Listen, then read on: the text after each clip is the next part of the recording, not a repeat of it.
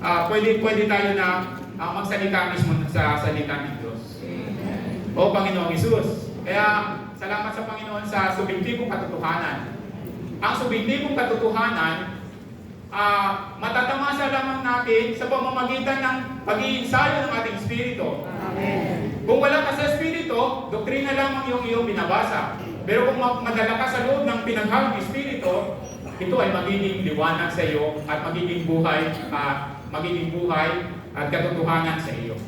So itong katotohanan na ito ay mapapasa iyo. Na walang iba kundi si Kristo mismo.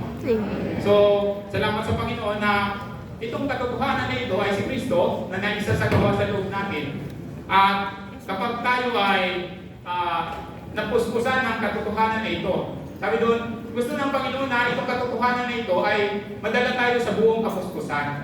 So yung kapuspusan pala mga kapatid, nababasa natin sa footnotes, yung kapuspusan, hindi ito yung kayamanan ng Diyos.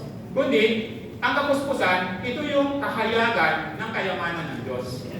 So, kung tinatamasa natin itong kayamanan na ito sa araw-araw nating pamumuhay, tayo ay mapupuspusan ng pagka-Diyos.